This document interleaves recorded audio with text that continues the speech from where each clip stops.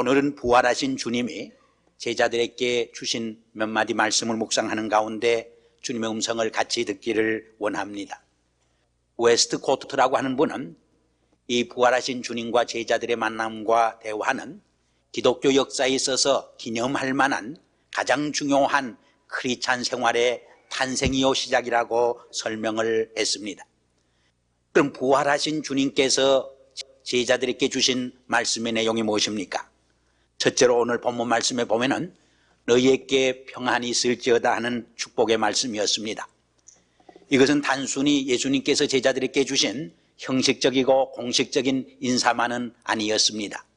슬픔에 쌓여있고 두려움에 쌓여있는 제자들에게 참 하늘의 평강을, 주님의 평안을 주시는 축복의 말씀이었던 것을 우리가 기억할 수 있습니다. 어떤 주석가는 요한복음 14장 27절에 보면은 평안을 내가 너희에게 끼치노니 곧 나의 평안을 주노라. 나의 평안은 세상이 주는 평안과 같지 아니하다고 제자들에게 예수님 말씀하셨는데 바로 그 평안의 축복의 성취라고 설명하는 분도 있습니다. 또 어떤 주석가는 이 평안은 예수 그리스도의 손에 박힌 못자국과 옆구리에 찔린 상처를 통해서 제자들이 경험한 참 하늘의 평안이었다고 설명하는 분도 있습니다. 왜냐하면 이사야서 53장에 보면은 예수님이 징계를 받음으로 우리가 평화를, 화평을 누리게 되었다고 말씀하고 있는 때문입니다. 그런데 히브리 사람들에게 있어서는 이 평안이라고 하는 말이 오늘 우리들이 사용하는 평안이라고 하는 말보다는 훨씬 깊고 넓고 또 넓은 뜻이 담겨져 있었습니다. 히브리 사람들이 쓰는 이 샬롬이라고 하는 말씀 속에는 구원이라고 하는 뜻, 건강이라고 하는 뜻, 화목과 화평이라고 하는 뜻, 심지어는 민족적인 회복의 의미도 담고 있었던 것입니다. 그리고 히브리 사람들은 이 샬롬에서 인생의 최상의 행복과 축복을 추구하고 찾았던 것을 우리가 알 수 있습니다. 잠언 14장 30절에도 마음의 평안은 육신의 생명이어나 시기는 뼈를 썩게 한다는 말이 있습니다.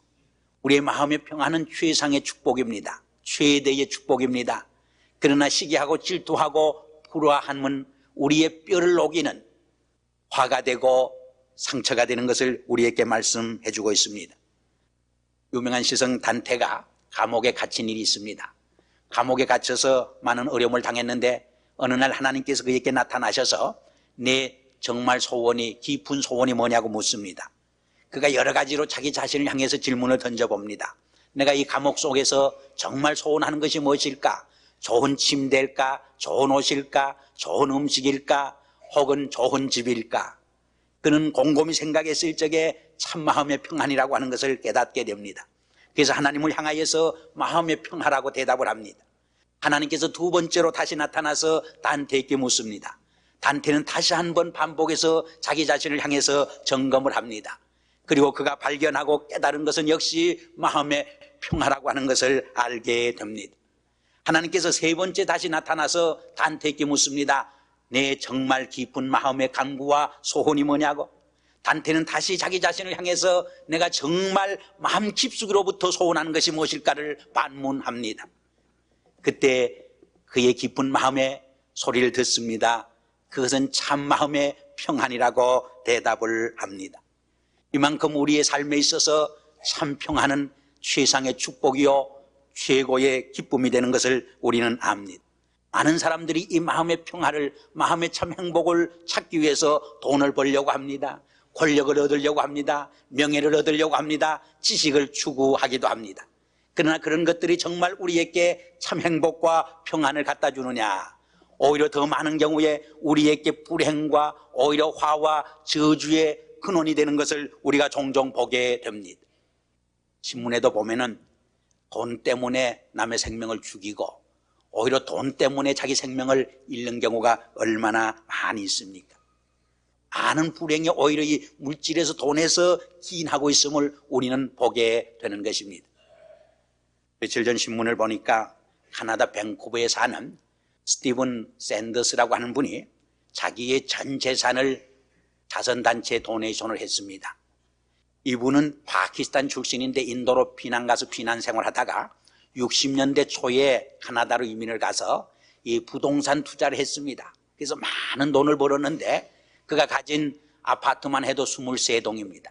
자기의 그 전 재산이 1억 7천만 불입니다. 근데 그것을 하루아침에 몽땅 전부 자선단체에다가 도네이션을 했습니다. 기부를 하고 말았습니다.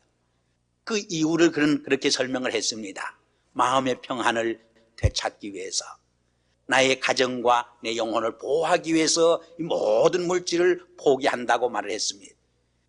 때로는 우리가 이 포기의 용기를 가질 적에 오히려 인생의 참된 평안을 경험할 수 있게 되는 것이 사실입니다. 우린 종종 몇백만 불짜리 복권만 당선되면 팔자를 필 텐데 그런 생각을 많이 해봅니다만은, 제가 복권을 못 타서 배가 아파서 그런 것은 아니고, 통계학적으로 보면은 이 복권을 탄 사람들이 행복할 것 같은데 오히려 불행한 사람이 더 많이 있음을 우리에게 말해줍니다. 그것은 무엇을 우리에게 말해주느냐? 인생의 진정한 행복과 평안이 물질과 돈이 있지 않다고 하는 것을 말해줍니다. 우리의 내적 평안은 마음에서 오는 것이요 위로부터 오는 것임을 우리에게 설명해주는 이야기입니다. 우리 많은 교포들이 분수에 넘는 좋은 집을 사가지고 몰개지를 묻느라고 밤잠을 잘 못 잔다 그런 말을 듣습니다. 너무 중압감을 받기 때문에. 이 잠이라고 하는 것은 마음이 평안해야 잠이 오는 것인데 너무 프레셔가 있으니까 잠이 잘 오지 않는다 그 말이. 그 점에서 저는 종종 교회에 오셔서 조시는 분이 있는데 그분들을 볼 때마다 참 감사하다는 생각이 들 때가 있습니다. 얼마나 교회에 와서 마음이 평안하길래 저렇게 졸음이 올까.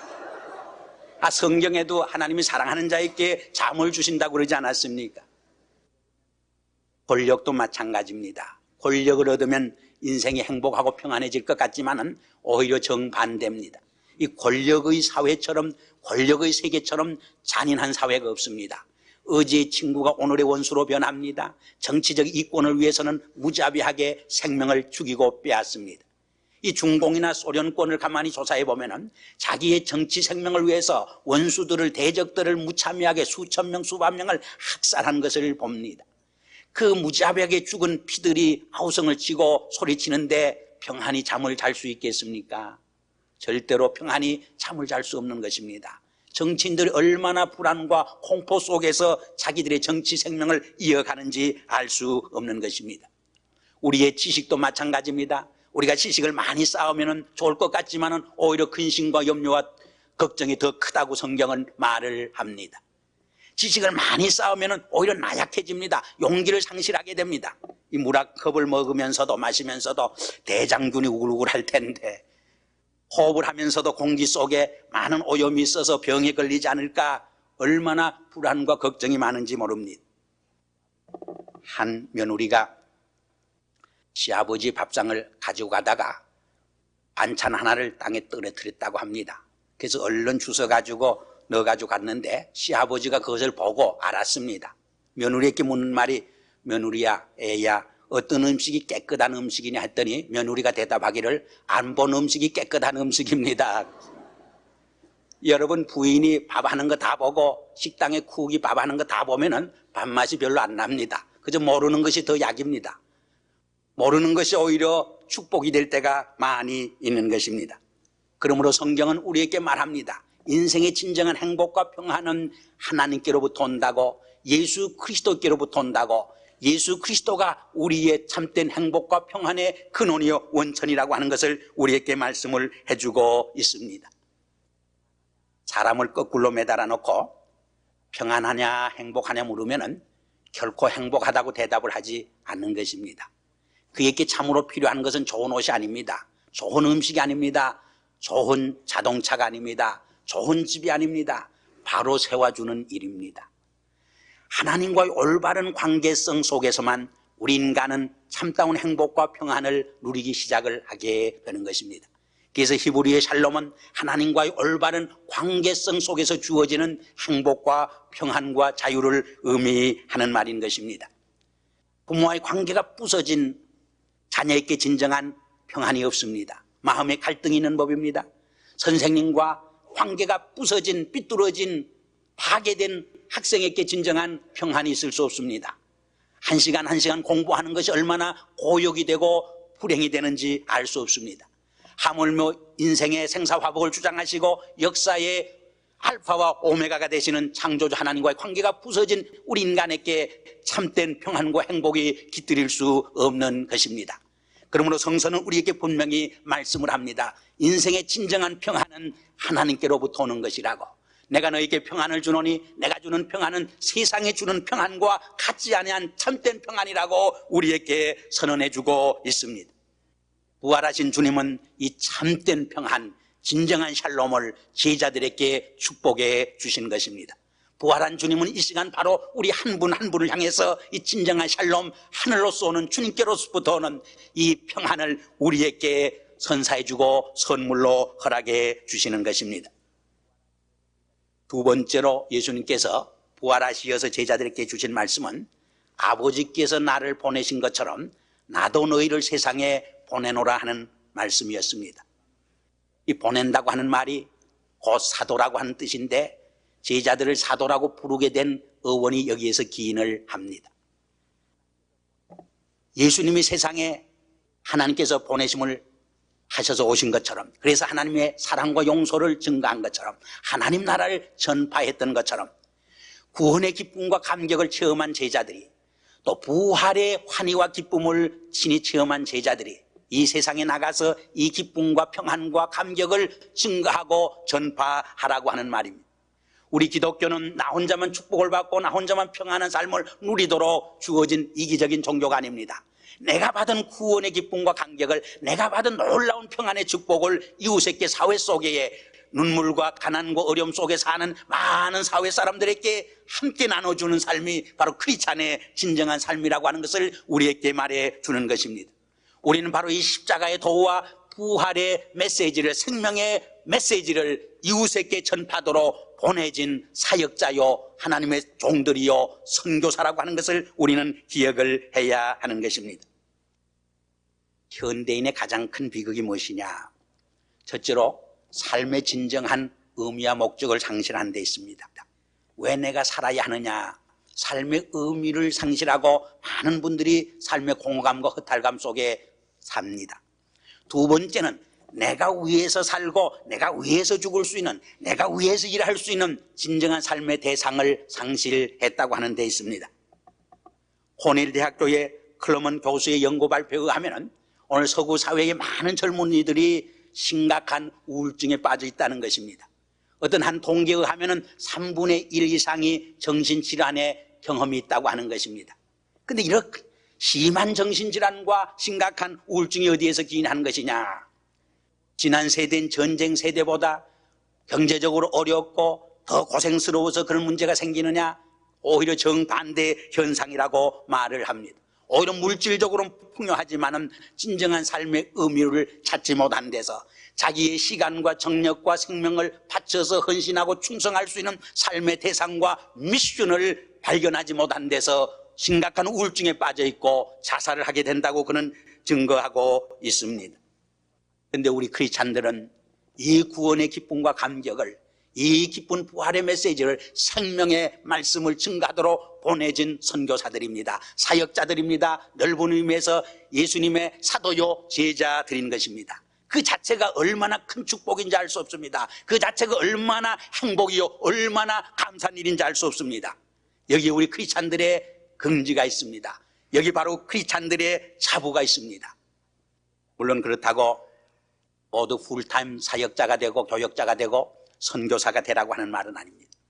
자기가 처해 있는 장소가 어디든지, 가정이든 직장이든 사회이든, 자기가 하고 있는 일이 학생이면 학생으로서, 혹은 교사면 교사로서, 혹은 상인이면 상인으로서, 비즈니스면 비즈니스로서, 의사면 의사로서, 변호사면 변호사로서 자기의 사명을 크리스찬의 가치관에서, 하나님의 말씀과 믿음 안에서 최선을 다해서 이웃과 사회를 섬길 적에 그것이 놀라운 사역이 되어질 수 있다고 하는 말인 것입니다.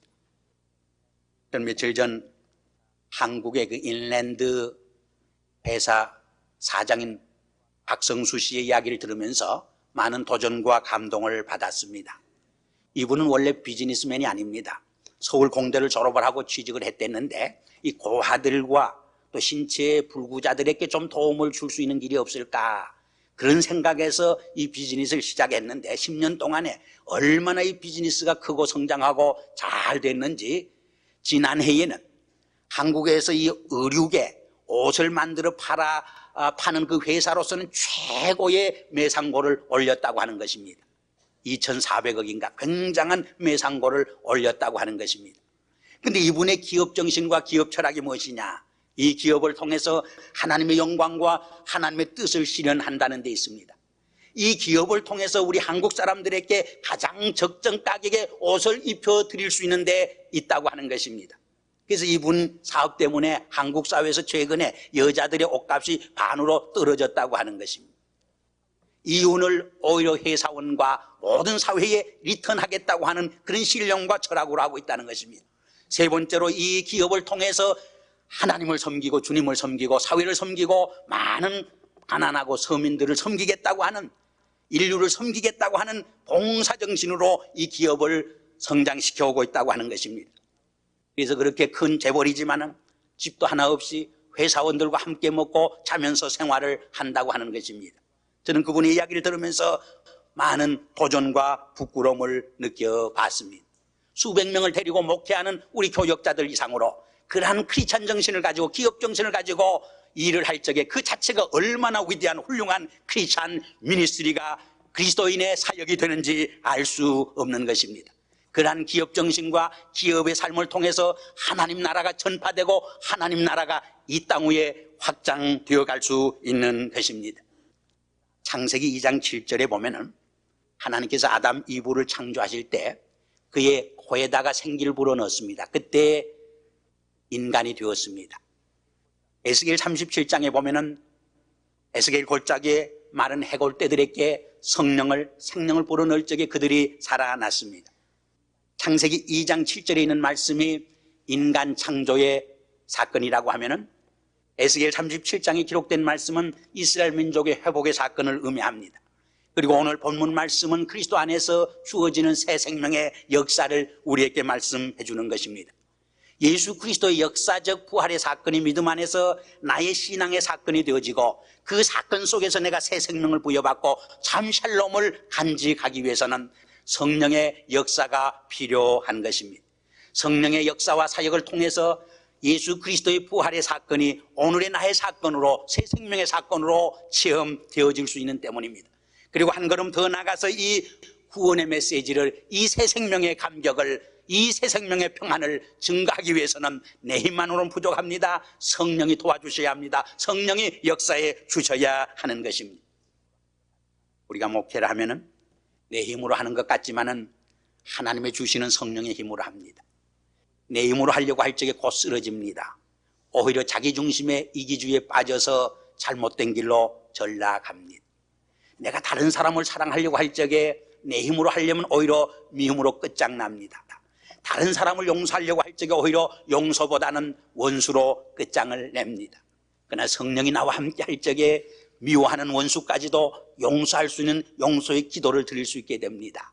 연약한 나를 통해서 놀라운 개인의 변화와 인격의 변화와 사회의 변화를 불러일으키는 새로운 변화의 역사를 감당할 수 있게 하는 것입니다. 여기 보면은 너희가 네 죄를 사하면 사함을 받을 것이고 그대로 두면 그대로 있으리라고 했습니다. 놀라운 사죄권입니다. 놀라운 축복권을 우리 크리스찬들에게 부여해 주셨습니다. 성경에 보면은 다른 사람의 죄를 용서하는 것은 하나님만이 하실 수 있는 일입니다. 근데 어떻게 내가 다른 사람의 죄를 용서할 수 있단 말입니까? 물론 내가 한다는 말은 아닙니다. 네 안에 계시는 성령이 하신다는 말입니다. 내가 증거하는 복음 안에서 사지, 은총과 구원의 역사가 일어날 수 있다고 하는 것입니다. 그러나 그 일이 나를 통해서 이루어진다고 하는 것을 생각할 적에 나는 놀라운 존재입니다. 이 역사를 변화시키고 이 사회를 영향주는 놀라운 하나님의 사역자로 부름받고 현존하고 역사하고 목회하고 있다고 하는 것을 우리가 깨닫게 되는 것입니다.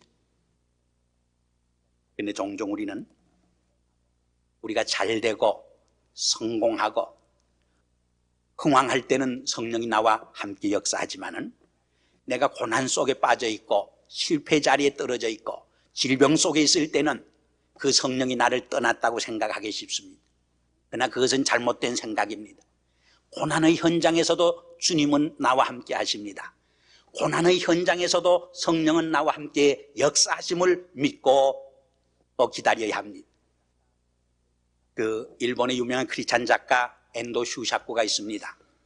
그분의 이야기를 한 번 소개한 기억이 납니다만 그분의 작품 중에 신묵이라고 하는 작품이 있습니다.